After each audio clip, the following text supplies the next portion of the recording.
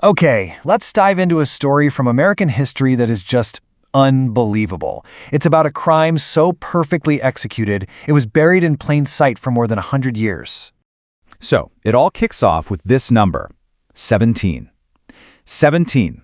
That's how many children born into slavery in South Carolina had, well, they just vanished from all official records by 1851. I mean, gone.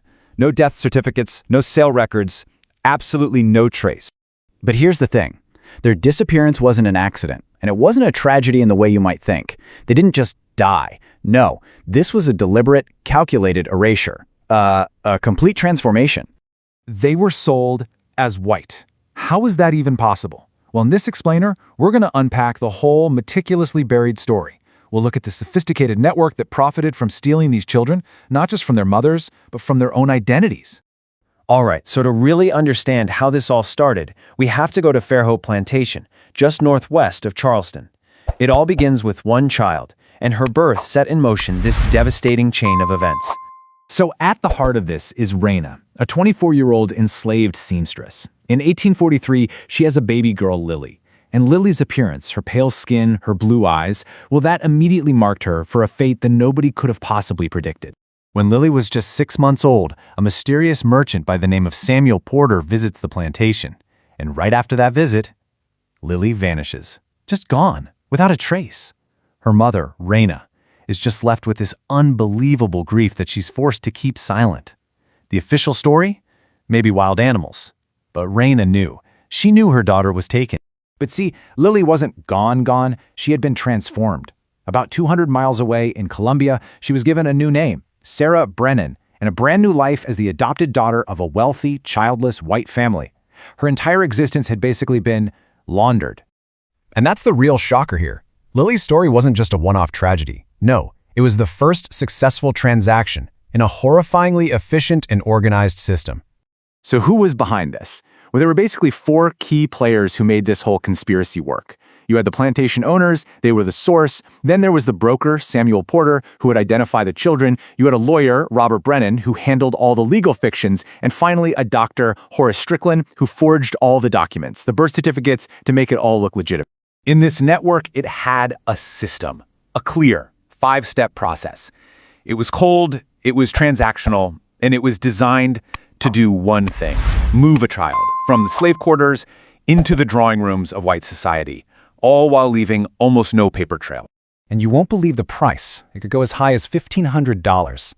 Now, to put that into perspective for you, that was a staggering amount of money back then, about the same price as a skilled adult enslaved man. That price tag tells you 2 things. The demand was incredibly high, and the risk was too. So for 7 years, this network operated in total secrecy. 7 years. But it wasn't an outsider who brought it down. The whole thing started to crack from the inside. And it all started with an overseer named Duncan Hayes. Now, you gotta understand, Hayes wasn't some hero trying to do the right thing. Not at all. He was a pragmatist. He saw this unbelievable crime happening and thought, you know what? This is valuable information. He saw it as insurance, maybe some leverage he could use later on. So he secretly documented everything in a hidden journal. But the first real crack in the secrecy? That came from the incredible courage of an enslaved woman named Catherine. She knew her son Joseph was about to be taken, and she did something unheard of. She confronted the overseer, Hayes. She wasn't asking for her son back. She knew that was impossible. She demanded proof that he was still alive, that he still existed. And a week later, Hayes left a small wooden button from Joseph's shirt in her cabin. It was proof. Just a tiny act of acknowledgement in a system built on complete erasure.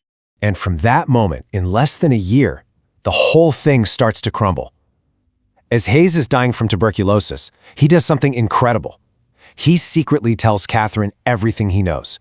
The names, the places, the whole system. And that knowledge, it spreads. Soon, anonymous threatening letters start showing up, and eventually, the full story gets sent to an abolitionist newspaper.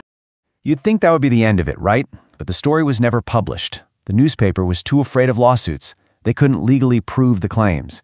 Think about that. The crime was so perfectly designed that even when it was exposed, it couldn't be prosecuted. So the secret got buried all over again, this time for more than 100 years. And this, for me, is where the story becomes so powerful.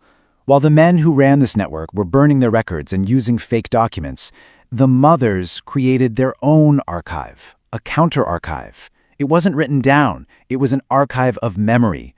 They secretly memorized and shared the names, the new addresses of their stolen children, just to make sure the truth of who they were would never be completely erased. And that truth, it survived. It survived in fragments passed down through generations. It started with one of Raina's friends, who wrote the story down decades later. Then, in 1978, a grad student named Elaine Morrison finds that notebook in an archive. Fast forward to 2003, when a woman named Patricia Hillman is researching her family tree, and she connects the dots. She realizes her great-great-grandmother, Sarah Brennan, was once a little girl named Lily.